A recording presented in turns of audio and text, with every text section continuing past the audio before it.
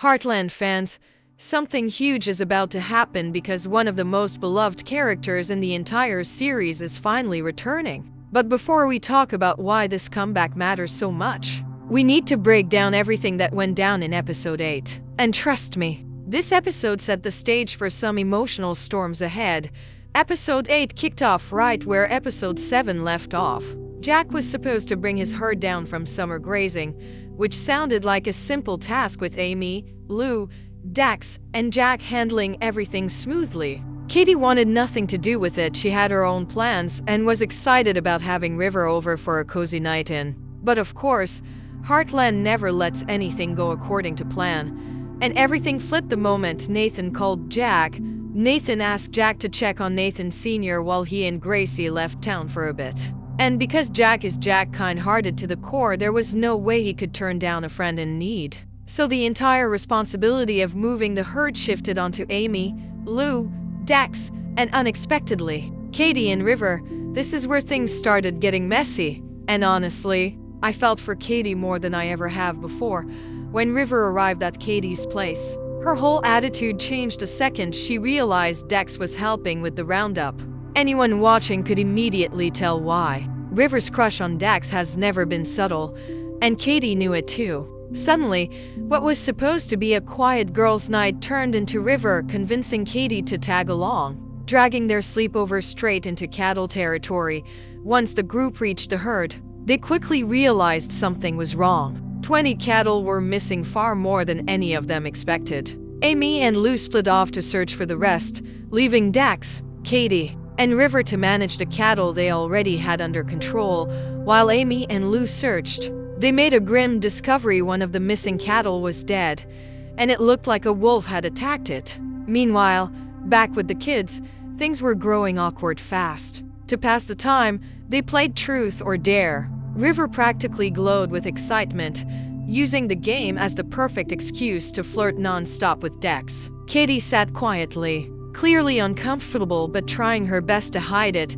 Anyone who has ever third-wheeled in their life knows exactly how painful that can feel. Katie never planned on doing hard work that day, and now she had to watch the guy she liked being doted on by her friend. It was rough to watch. Eventually, Katie lost a dare and had to dunk herself in freezing water. When she wandered off to do it, she came face to face with the wolf. Terrified, she ran back to Dax and River. The wolf followed her straight into the herd, causing complete chaos. The cattle panicked. River got hurt. Everything spiraled at once. At the same moment, Amy and Lou sensed that a wolf had to be close, so they rushed back. Dax immediately took River back to the ranch, leaving Katie shaken and confused.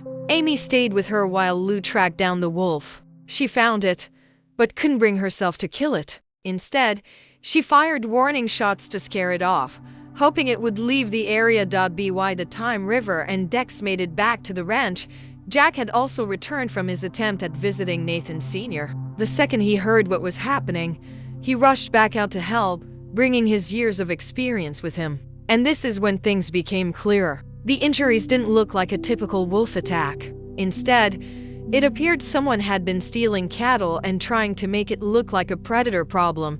After things settled, the characters returned home only for Katie to face the moment she'd been dreading the entire episode. She walked in and saw River kissing Dax. The heartbreak on her face said everything. It didn't matter how much she denied her feelings for Dax, now they were undeniable. And honestly, even if she wasn't romantically interested in him, watching your friends suddenly act like they're dating someone you're close to without warning is painful and feels incredibly dismissive. While this emotional drama was happening, Jack was facing his own fear, one far deeper than the cattle problem. His visit to the nursing home hit him harder than he expected. When he arrived the first time, he saw another elderly man outside with a nurse. Jack recognized the man, but the man didn't recognize him. That moment broke him inside. After so many conversations with Lisa about aging and feeling the weight of time, seeing someone his age slipping away terrified him. He froze outside the building and left without going in. Later, he tried again, this time bringing Lindy as emotional support. But even then, he stopped outside the door and walked away. It wasn't until his third attempt again with Lindy by his side that he finally pushed himself to face Nathan Sr. Inside, they found Nathan Sr. confused, scared, and convinced someone had stolen his horse Rowdy. Jack tried to tell him Rowdy was safe at the ranch, but he was too lost in fear to understand. And then Jack realized exactly what he needed to do.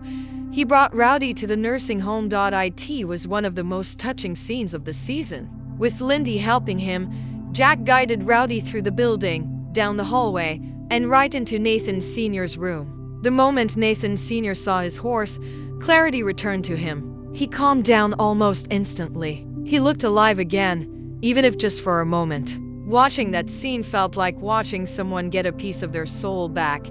Meanwhile, Lisa had her own emotional journey. She had hired a private investigator to find her sister, who she had been estranged from. The investigator finally located her and arranged a meeting, but did it by lying. When Lisa showed up, her sister felt ambushed and lashed out, causing the conversation to fall apart. Later, Lisa called her again and learned her sister was still at the bar, drunk this time. Lisa brought her back to the ranch to ensure she stayed safe. The next day, after the emotional fog had lifted, they finally had the honest conversation they needed. For the first time in many years, it felt like their relationship had a chance to heal.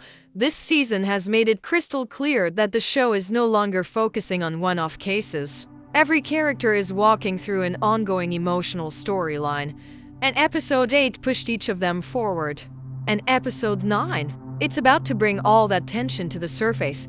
Katie will finally confront River about Dex. She'll explain that seeing them together makes her uncomfortable. River, however, will stand her ground. She asked Katie beforehand if she liked Dex, and Katie said no. So River genuinely believes she isn't doing anything wrong. And she has a point. As frustrating as this situation is, River isn't the villain here.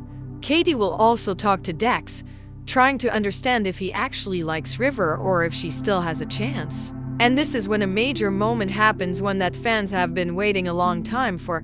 Georgie returns. She comes home from Florida with big news. She and Quinn have decided to get married, and she wants the entire family there. She'll also talk about her achievements in Florida and how much she misses Heartland. Her return is not just exciting, it's exactly what Katie needs. Georgie has always been the person Katie looks up to, the person she turns to when her world feels confusing. Her presence will help Katie navigate everything she's feeling about Dex and River. And honestly, fans have been waiting for Georgie's storyline to continue. And her return is going to open doors for new emotional layers in the show. Now, with the upcoming wedding news, the unresolved crush, Jack's struggle with aging, the mystery behind the missing cattle, and Lisa's mending relationship with her sister. Episode 9 is shaping up to be one of the strongest episodes of the season, and with Georgie's comeback, the storylines are about to get much deeper.